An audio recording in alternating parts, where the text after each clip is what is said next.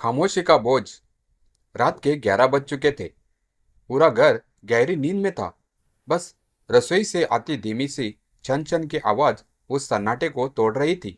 Table पर आधी भरी थाली रखी थी। सब्जी ठंडी हो चुकी थी। रोटी सख्त और उसके पास बैठी अनाया चुपचाप थाली को देख रही थी। उसकी आंखों में नींद नहीं, बस थकावट और नमी थी। दरवाजे के पार से किसी ने झांका, पर उसे देखने वाला कोई नहीं था। सुबह के 5 बजते ही घर के बाकी लोग करवटें बदल रहे थे और अनाया रसोई में झाड़ू लगा रही थी। गैस पर दूध चढ़ चुका था। सास के लिए चाय बन रही थी। बच्चों के टिफिन में आलू पराठे जा रहे थे और पति रोहन का शर्ट प्रेस हो रहा था। इतनी देर क्यों लगा दी? चाय ठंडी हो गई। सास के ये शब्द रोज की तरह कानों में पड़े।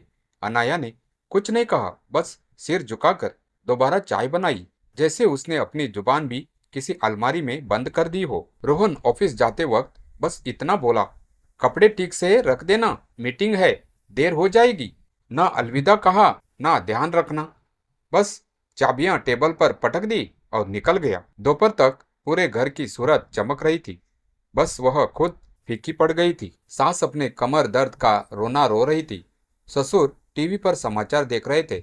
बच्चे स्कूल में थे और वह खुद को दीवारों में टांग चुकी थी। थकान उसकी उंगलियों में उतर आई थी, पर फिर भी उसने सबके खाने की तैयारी की। जब खुद खाने बैठी तो सब्जी ठंडी और रोटी सूख चुकी थी। उसी वक्त दरवाजे की घंटी बजी। पड़ोसन माधवी दीदी थी। अरे अनाया, तू तो दिन भर काम में घुसी रहती है, अपने लिए भी कभी वक्त निकाल लिया कर। अनाया ने मुस्कुराने की कोशिश की। वो वही मुस्कान थी जो चेहरे पर होती है, पर दिल में नहीं। समय? मेरे हिस्से में बस झाड़ू और बर्तन लिखे हैं दीदी, उसने धीरे से कहा। शाम को जब बच्चे लौटे तो उनके लिए दूध, स्नैक्स और होमवर्क का पहाड़ तैयार था। रोहन आया तो फोन पर किसी से हंसकर बात कर रहा था। आज ऑफिस में बहुत काम था? अनाया ने पूछा। वह बोला, हाँ, थक गया हूँ, और सीधा टीवी ऑन कर दिया। अनाया कुछ कहना चाहती थी। मैं भी थक गई हूँ रोहन, पर उसने होठों को चुप करा दिया, क्योंकि उसे मालूम था उसके थकने का हक इस घर में किसी ने दिया ही नहीं। रात घर आने लगी। बच्चे सो चुके थे। सास ससुर अपने कमरों में। अनाया अभी भी रसोई में थी। गैस बंद कर रही थी, सीख साफ कर रही थी, अगले दिन की सब्जी काट रही थी। अचानक उसका सिर चकराया। उसने दीवार का सहारा लिया। गला सूख गया था, आंखें भारी हो गई। वो कुर्सी पर बैठ गई और पता नहीं चला कब उसकी आंख लग गई। रात के करीब 2 बजे रोहन की नींद खुली। रसोई की लाइट जल रही थी। वह झुंझलाया, यह अभी तक क्या कर रही है? वो वहां गया तो देखा अनाया सिर झुकाए बैठी है, बिल्कुल स्थिर। अरे अनाया, सो गई क्या? कोई जवाब नहीं। वो पास गया, उसका कंधा हिलाया। शरीर ठंडा था। रोहन के हाथ से पानी का ग्लास गिर पड़ा। वो घबरा गया, चिल्लाया, माँ माँ। पूरा घर दौड़ा आया। डॉक्टर बुलाया गया, पर देर हो चुकी थी। डॉक्टर ने बस इतना कहा, शरीर पूरी तरह थक चुका था, शायद कई दिनों से बुखार में थी, पर आराम नहीं किया। रोहन के कानों में जैसे किसी ने हथौड़ा मार दिया हो। वो बड़बड़ाने लगा, पर उसने तो कभी कहा ही नहीं कि वो बीमार है। डॉक्टर ने गहरी सांस ली। कहने के लिए सुनने वाला भी तो चाहिए था। सुबह सूरज निकला, पर उस घर में सन्नाटा था। रसोई की मेज पर वही आधी खाई हुई थाली रखी थी, ठंडी, सूनी और खामोश। सास जब चाय बनाते हुए रो रही थी। कभी सोचा नहीं था कि वो इतना कुछ झेल रही थी। बच्चे पूछ रहे थे, माँ कहाँ है?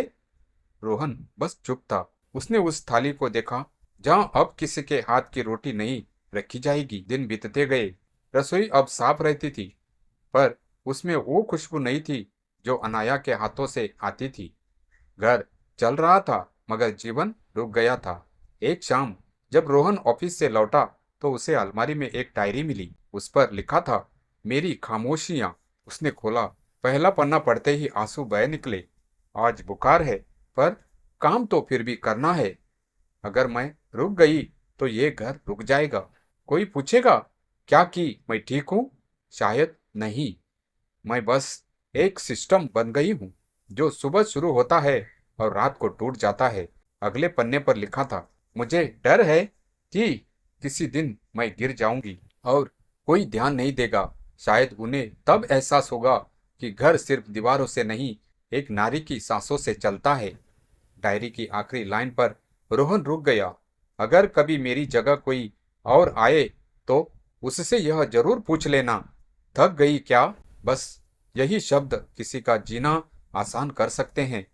रोहन के हाथ कांप रहे थे। वह रोया पहली बार, शायद सच्चे मन से। उसने खुद से वादा किया कि अब किसी और महिला को उस खामोशी का बोझ नहीं उठाना पड़ेगा। उस दिन के बाद उसने रसोई की लाइट के नीचे वो थाली संभाल कर रख दी, याद दिलाने के लिए कि एक नारी की मेहनत कभी हल्की नहीं होती, भले ही उसकी आवाज कोई सुन न पाए। अंत हर घर में एक अनाया होती है जो सबका ध्यान रखती है, मगर खुद बुला दी जाती है। वो बोलती नहीं, पर उसके हाथ, उसकी आंखें और उसकी थकान रोज चीखती है।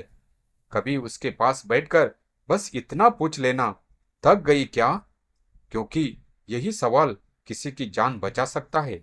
उस रात के बाद रोहन की जिंदगी जैसे किसी ने पलट दी थी। दिन बीतते गए, पर हर सुबह हर शाम उसे अनाया की परछाई महसूस होती।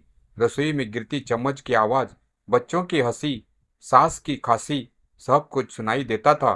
पर जो आवाज कभी नहीं आई वो थी अनाया की।